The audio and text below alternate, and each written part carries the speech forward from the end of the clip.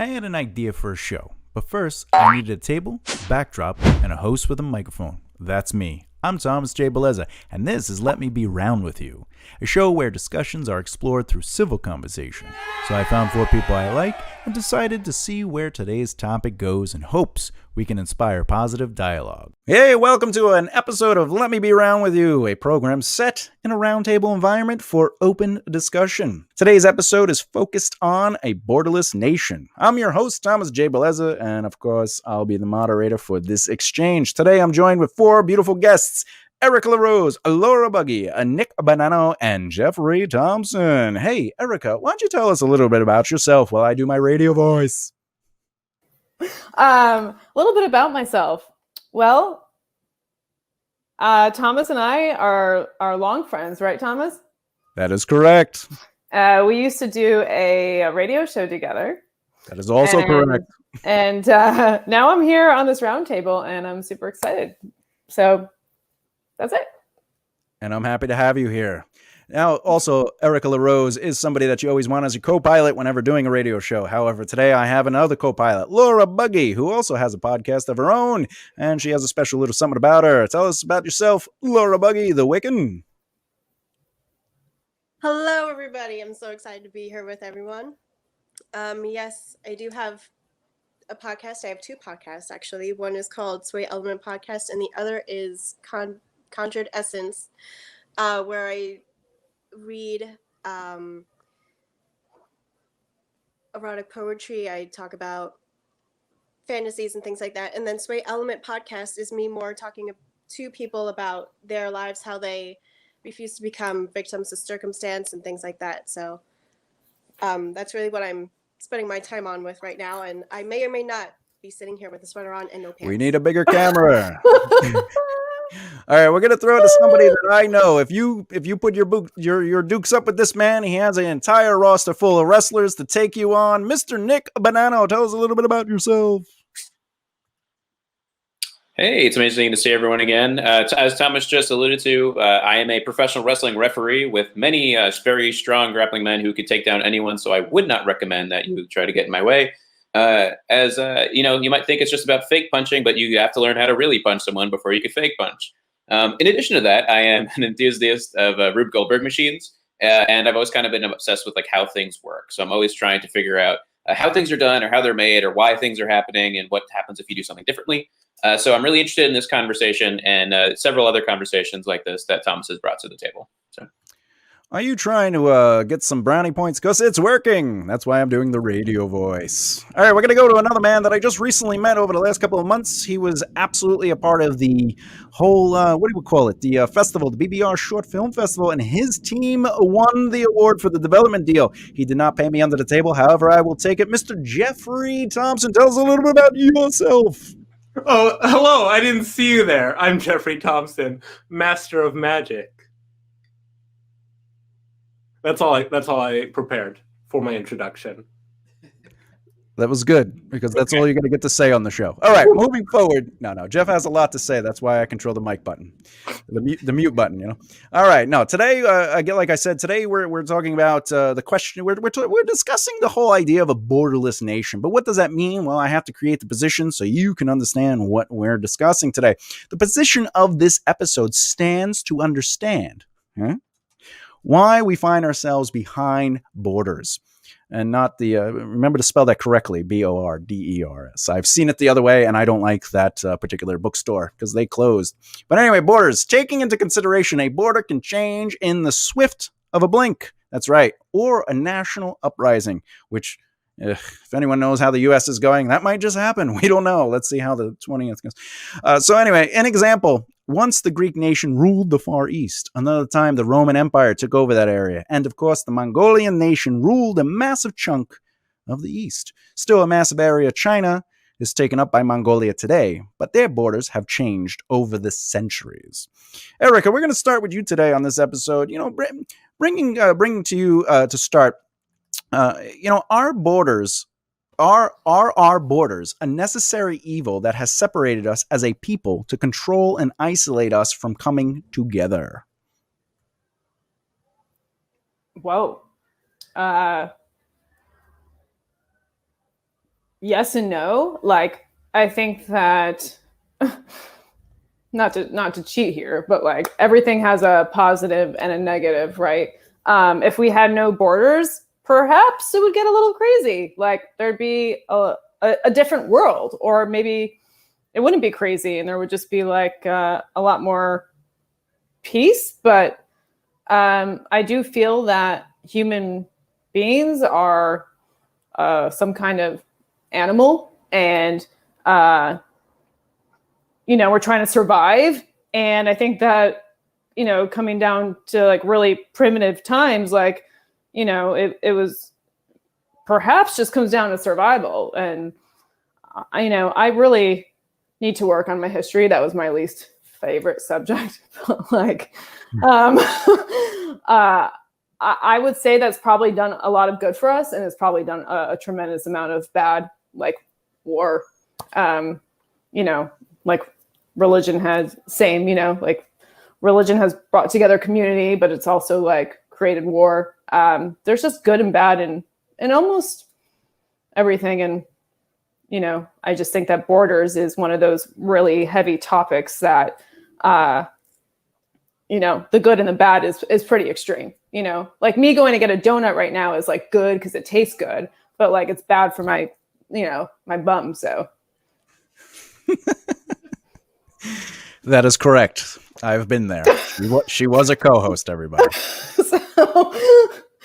Yeah, and that's today's conversation is it good or bad? I mean, right now it's not that bad. Canadians can come to America, or the states, and the people from the states could go to Canada, and no one's really like up in arms, right? But you have to have a passport. Right now, if we take away that border, would Canadians be like, we're taking back American land?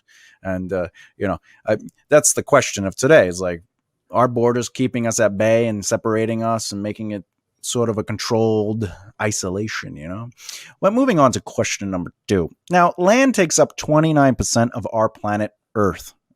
Just so everyone knows, we do not live on Jupiter. We live on Earth.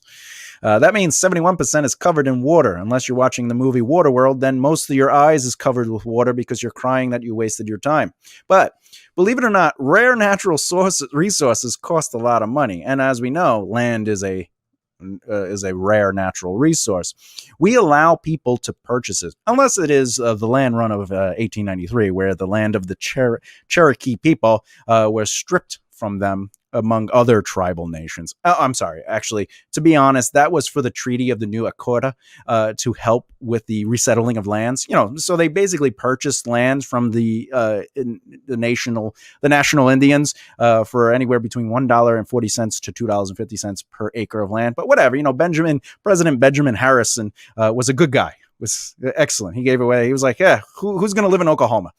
And they created the land run. However, going to Nick, Mr. Banano, based on how land is moved around from nation to nation through wars, tricking people, and ultimately taking land in some examples, who really actually owns land? And if the idea that land belongs to whoever was here first, why do people stake claim to land if animals were here before our humanity?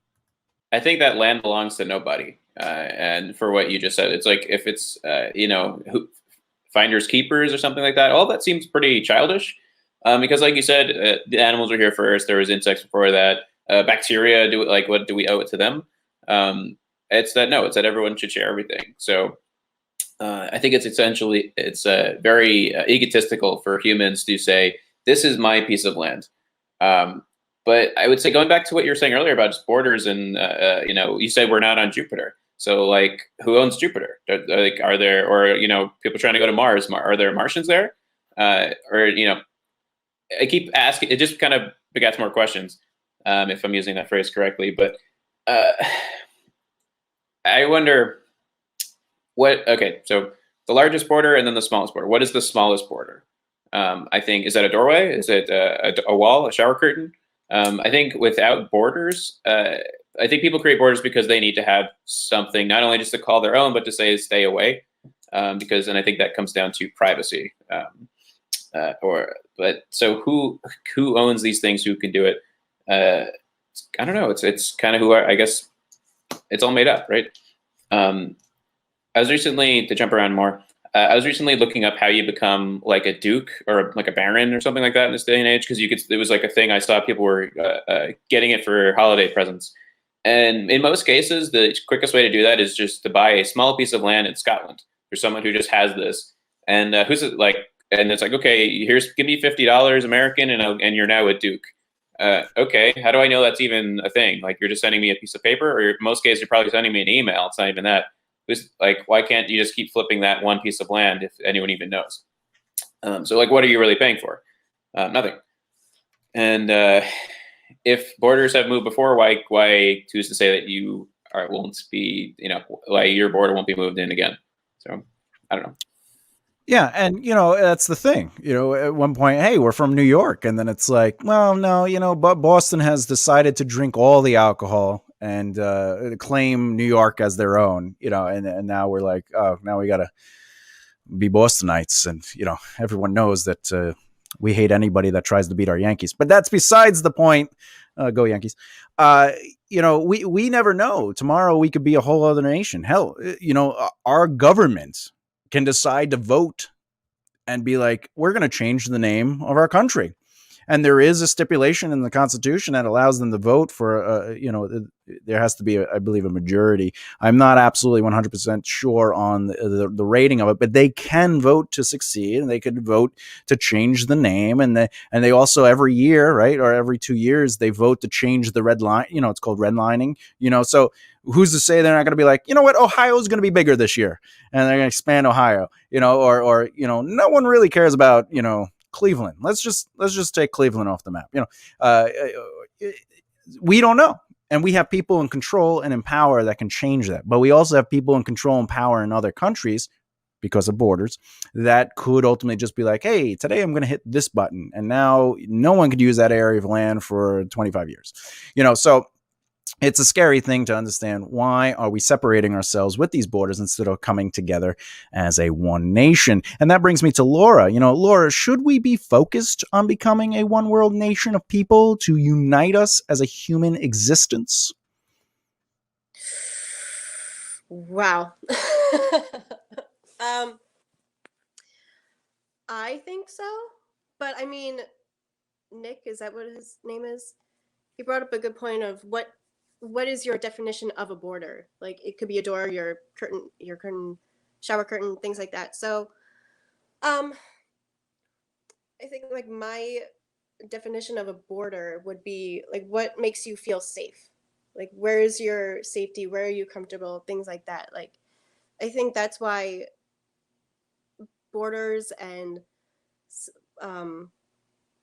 there's a Eddie Izzard joke where there are countries fighting and everything like that, and then someone says, well, do you have a flag? Like, that's your marker of, I own this. So to answer that question, I don't think that borders are necessary, but it's what your definition of a border is I think the bigger question to ask, really. Well, to define a border, let's understand what a border is. The border is a legal documented area that kind of separates us. Borders are geographical boundaries of political entities or legal jurisdictions such as governments, sovereign states, federal states, and other subnational entities. Yeah. So with that, then yeah, I don't think that that's necessary, because the way that the world is now, we're so transient. So I don't think that I think that's more of a hindrance to where the world is headed than anything that would be positive for humanity, really, because it's just more of a hindrance to have something in the way. Yeah, agreed. And not saying that we should have a one world nation. I'm not saying we should or shouldn't, but it is something to discuss, because like, what keeps us apart is these borders, and we isolate ourselves, and we have these tribalisms. Well, we are Americans, and then it's no, we're Americans who are New Yorkers, and no, we're Americans who are New Yorkers from Brooklyn, and then we're American New Yorkers from Brooklyn who are Italian. So I'm an Italian American New Yorker from it gets crazier and crazy. But meanwhile, we could just be as easy as saying, you are human and I am human. But that was, we had that discussion on another episode, and it really got into that whole like breaking it down. And so it was a fun episode to do. But speaking on the borders, how they are geographical boundaries of political entities or legal jurisdictions, let's end it with who do we got? Who do we got? I think Erica. I like giving Erica the hard questions. I don't know why. But we're on Jeff. How dare you, It's Thomas? Jeff. How dare you? Sorry, Jeff. Sorry. I'm about to give you the easiest question of the night, okay? This is the easiest question, all right? So Nick, not Nick. I'm just kidding. I'm a magician too. I could turn you from black to white. Oh my God, I love it. I'm privileged. Cards. You get a phone call, you have 10 grand in your bank. It's like, what this is the greatest day of my life. I can now go see the past. All right. It's on the table. Time travel, yeah. As Louis C.K. once did a joke about. Anyway, so that's Jeff, open borders is a major topic in government right now. People are pointing fingers at one another that one group of people want open borders while others believe we need tighter borders. Overall, around the world, what makes open borders such an aggressive topic in our day today? So, borders, and Erica touched on this a little bit when we were talking about survival, are about protection of assets and scarcity. So when you have a border, Nick also talked about this, talking about like household borders, it shows what is yours and what you can protect. So when you open your borders, there's this fear that what is yours can be taken by someone else. The whole theory of like, this person is taking our jobs. Now, bringing more people into a country, overall tends to improve a country. If you think about your favorite foods, at least me personally, all come from a culture that is not necessarily my own. So there's this like richness that comes, and we're growing into an increasingly globalized nation. So opening borders is helpful because some countries are really good at manufacturing, others are really good at service-based industries. Some focus more on technology. So we're seeing like countries specializing and being really good at doing things quickly and cheaply, and being able to send that to other countries. So we actually work in cooperation. But and so to a degree, there's that openness in borders, but at a certain point, we get to a point where we still need borders because there's a question of possession. Because if there are no borders, then that means that there's no government. If I make money, who do I pay taxes to? If I have somebody who violates a contract or tries to steal my stuff, who do I complain to? Is it the city? Is it the state? Is it the country? Is it the new world order that Bill Gates is trying to start with his microchips in my brain with a vaccine? Who knows? Some people decided that drugs was a good part of their day. Other people are the rest of us. It makes my mind open. I took the vaccine. I feel so much better and willing to buy Apple products. I don't know what's going on. I just, isn't he Microsoft? Well, it depends. I don't know what his sexual orientation is. So my point is, how can we protect ourselves against something we don't own? That brings up the conversation earlier. We don't own anything. We don't own our land. I believe Nick even agreed with that. And the idea is protection comes into our own little area, right? But like when we pass away, who owns that? Well, the next of kin. All right. So now it's generational wealth, or it's, it's whatever it is, and ultimately though, when it comes to who do we sue, or who do we pay taxes to? Well, that's where you get into the discussion of changing the system to be a one world order. You can't just be like, change tomorrow. There's a process to it, and us finding a unilateral understanding. But ultimately, what I would say is that whatever government we do choose, it would be a world nation of vote. Like everyone would say, this is what we want. And oh, wait, but you got all these cultures. How do we? And that's the question, is like, how do we build that? how do we work towards that? It's not going to happen tomorrow. It can't happen. Maybe it'll happen 1,000 years from now. But the idea, Star Trek is a thing, but my point is, how do we work towards that and not, well, we need to protect ourselves and we own this little piece of land. And yeah, but in 100 years, you won't exist. And, but you have to live in this world, and hopefully you can change the world for other people to live more peacefully in a utopia like existence where they can express themselves and they could choose to go to Europe without having going, I didn't do my passport this week, and then they die a week later in a car accident and they never got to go to Europe because they had to get a piece of paper. Like, that's insane to me that they can't go to another piece of land because they were born on this piece of land, which you had no choice in, so borders are a little pick it up, boop, bop. Anyway, moving on to the last question. I'm going to read a chunk of information because it's important. And it's basically the 7 points to why we should have open borders. And it touches on a few topics. So please listen to this because this is, everyone's going to have a say in it. The first person I'm going to have talk is Erica LaRose. So maybe you want to listen a little bit more, intently, since you get to go first. But ultimately, the idea that should we have open borders, and some of the topics that are approached are borders are a form of global apartheid. That's right. Borders preserve the privilege of the wealthy at the expense of the poor. And that's the control aspect, right? 2, borders produce violence, but do not stop immigration. The number of people dying while crossing borders have reached unprecedented levels of over 5,000 people just in the Mediterranean alone to reach Europe. 3rd, blaming migrants for low wages divides workers and creates a race to the bottom. Excluding migrants from work and refusing them access to basic services as a country like Britain does means they are often stopped from contributing to that society and the economic growth of that country. I believe Jeff had pointed that out too. Bringing people in helps. 4th, more migrants would be able to return home safely, allowing people to move freely to return home with less risk of dealing with border laws. Number 5, they talk about how open borders would make the world a richer place. According to economists, I can't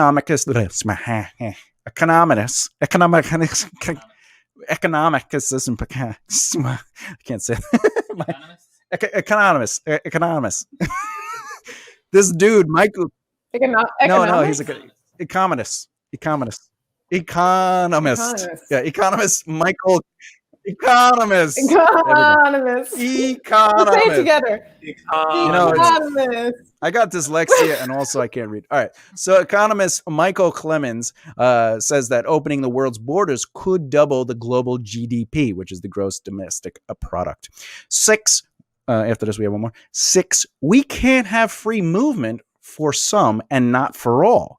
Europeans have always exercised this right, such as the hundreds of thousands who migrated to North America in the 17th and 18th centuries. And 7, capital, big business, and the rich already have open borders. It's time to extend that to everyone. And how do they have open borders? Borders barely exist for the movement of capital, and multinational companies can easily cross borders to extract resources and exploit that labor. I believe Jeff might have brought that up earlier, where other countries are better at doing certain things and they create it at a more affordable cost. Well, that's crossing the borders for free. You just need to find someone within that country to open that up, but you can still own the company no matter where you are. So going to Erica, what are your thoughts on these points? And of course, if you have anything else to add to the episode in general, feel free. Wow, Thomas. Just, yeah, like, we could talk about spaghetti. Do you want to talk about spaghetti instead? No, go ahead. I mean, I have a lot of it that I haven't cooked yet. Yeah. So if you haven't noticed, I really try to see both sides of things, right? Like, where's the good and where's the bad in this? And I hear your points, and I think that a borderless nation could fix a lot of that. But I think that whether that's how we started from the beginning as a human race, or whether that's how we evolve, or whether that's what we evolve to through changing government, like, there's definitely going to be problems that are probably just as bad as the ones you mentioned. So I guess it comes to this, like, you know, no matter what, we need to find humanity in like a middle ground.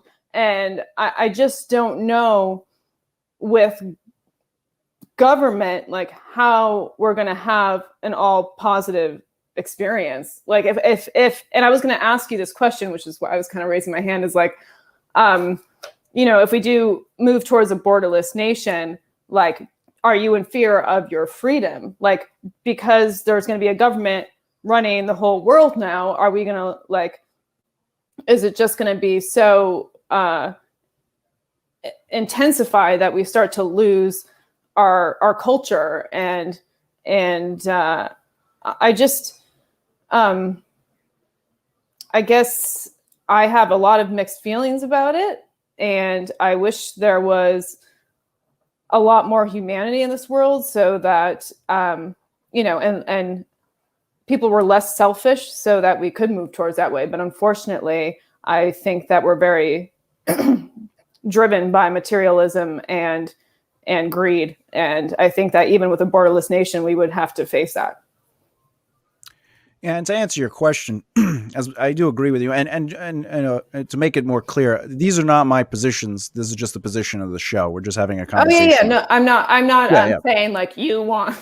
You're gonna get off the show and go like fight for this. I just which we should, but no, I'm just kidding. No, I mean, I'm just I just wanted to ask you that question. Yeah, and it's a good question, and my answer is ultimately, well, I would be empress, so I wouldn't care who has freedoms. As long as you're running the show, like, yeah, everyone's going to get pizza and ice cream. So we can stop talking right now. Yeah, just boom. Well, if to answer that question, if there was a one world nation, I think it would be a governmental breakdown, and people would have to come together and figure out what do we want as a world nation. So just the idea of being fearful of that is good as a defensive aspect, but not necessarily good to deny the conversation. And that's what the point of this show is this episode specifically, is to say, maybe it could lead to these things, but what else could it lead to? How about we have a conversation about the potential of it? And that's how we evolve as a nation, as a people, as just an existence, is we desire that understanding. And that's why we have light. That's why we have trains. That's why we have cars. That's why we have planes. People questioned the limitations of their existence. And, you know, I think it took less than 50 years for us to go from the Wright brothers flying their airplane to us having rocket jumbo planes, and that's insane how quickly we move once we make the choice to have that conversation and make an effort to the forward. But Laura, same question. What are your thoughts on these points? And of course, if you have anything else to add. This is so stressful.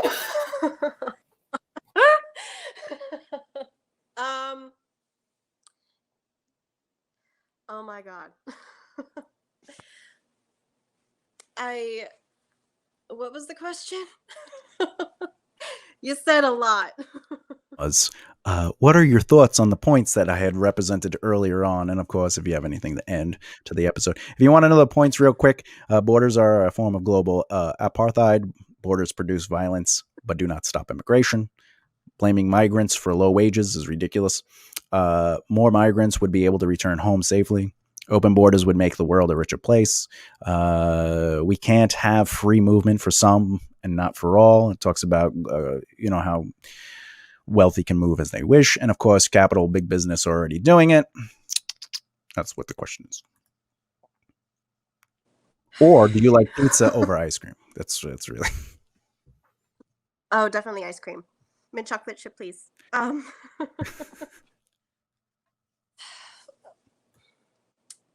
Jesus Cristo. While you're thinking, I just want to point out, we got the exact dates. It's the Wright brothers got to fly at 1903, and then the first jumbo jet was in 1969, so they got to watch that. Anyway, go ahead, Laura. Nice. Okay. Well, I think the one of the things I wanted to bring up was pluralism, and which is the belief that cultures and belief systems, sexualities, everything can all coexist.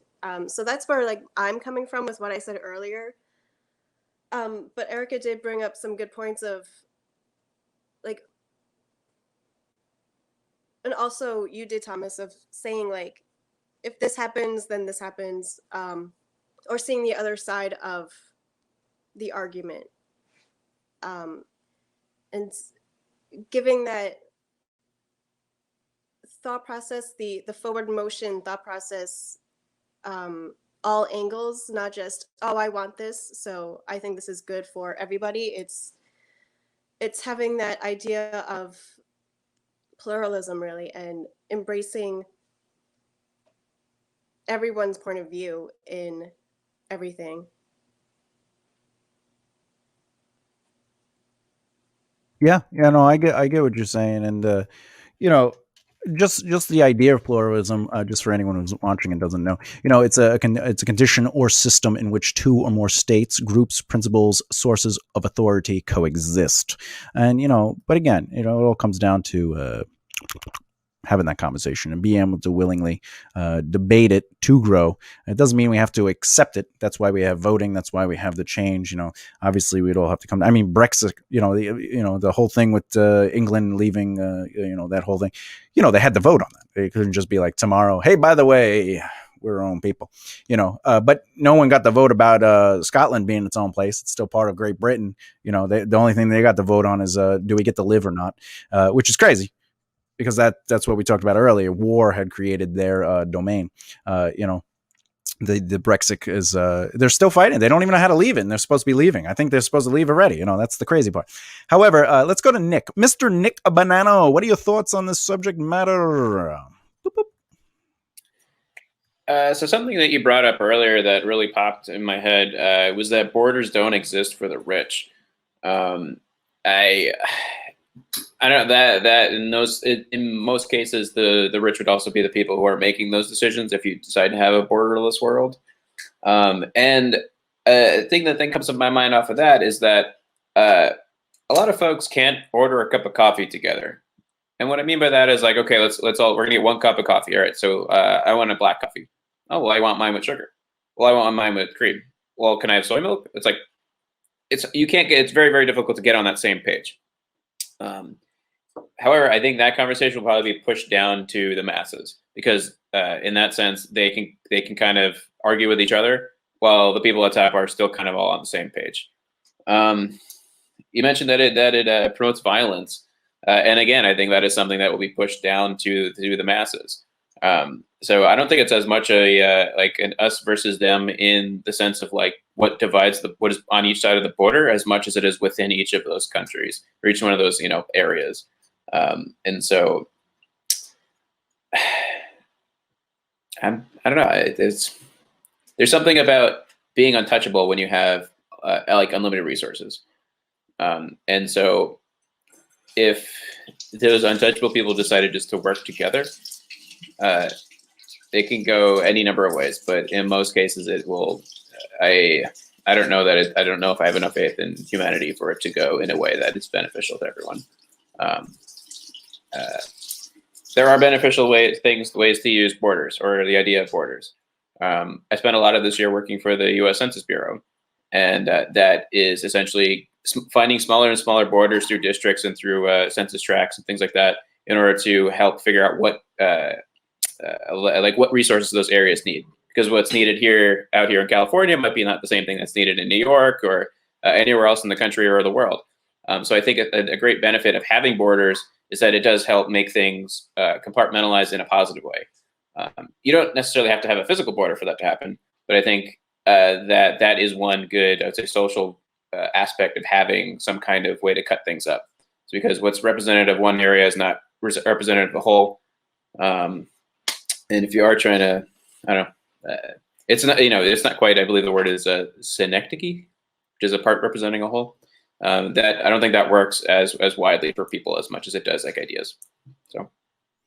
Yeah, and thanks for bringing up some great points and taking notes as anyone would in a debate. You don't understand how excited I am when I see you looking at that. You do what I do in debates. You just write, what do you say? What'd you say? I got that. So I appreciate that amount of investment. But more importantly, I think even in the government of the U.S. of A, we have the borders keeping Canada away, Mexico, and then every other country that exists. But at the same, we also have territories within, known as states. We've created a way to keep track of what we do. And, if we're talking about, and again, these are not my opinions, this is a non-biased, just representation of the position, is if we went to one world nation, it would be the same thing. Could we still have a Russia, a China, Italy, and all these places? But are they ruling under the same purpose?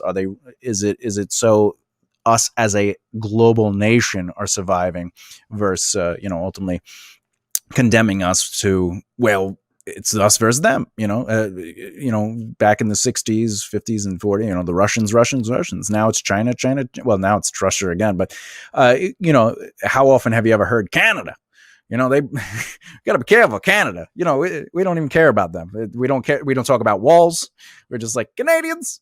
They're great. And, I think that's how it should be with all nations, and ultimately that's what a one world nation would look like, is we look at each other as Canada, where we respect each other, we appreciate each other, and we're there for each other. At one time or another, if it wasn't for France, the USA states would not exist. France was the reason we won that whole freedom thing. So, but now we hate the French. We always make they stink, they smell, they don't think, like, why do we say that? Like, there's no reason.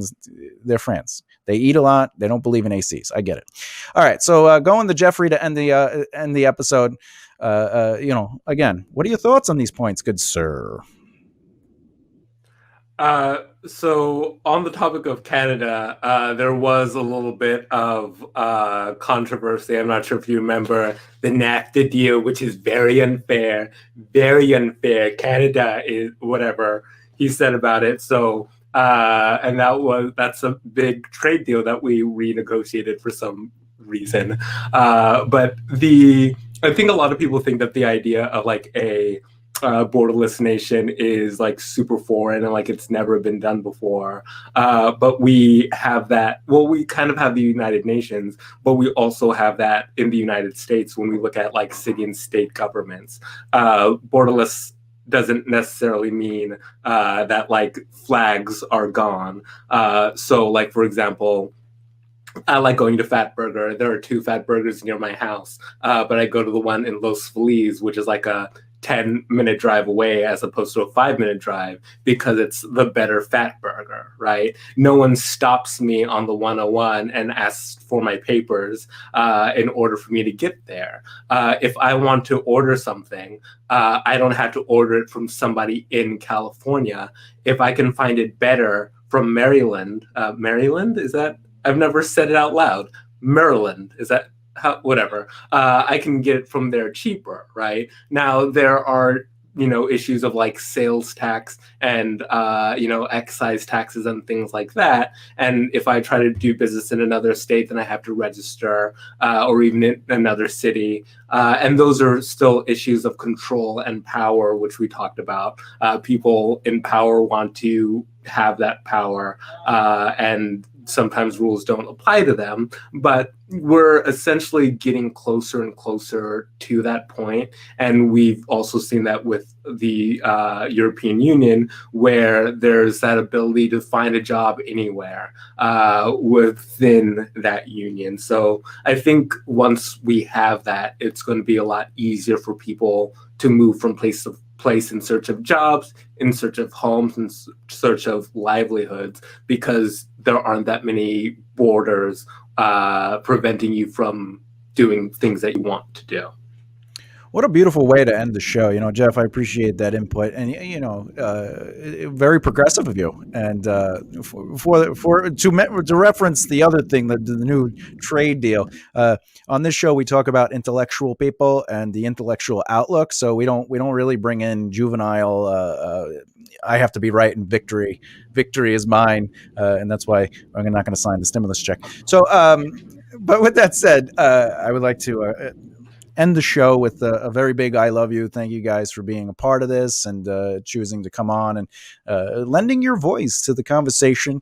You had a lot of great points, and there was some pushback on some ideas, which is the whole point of conversation. Is not everybody's going to accept your thought pattern, but we should still be able to have these cognizant conversations about evolving and moving forward. Even if we have to pause for a second and say, well, maybe that's not our time, but hopefully maybe this conversation will lead to another conversation that will lead to another one that ultimately moves to the growth of a nation, a one world nation.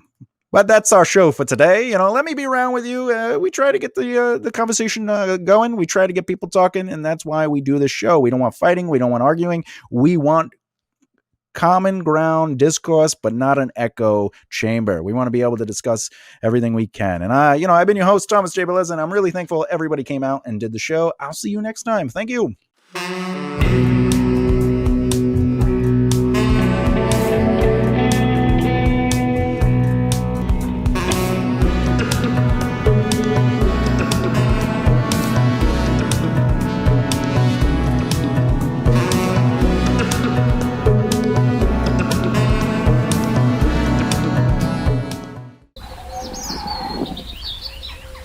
Oh dear.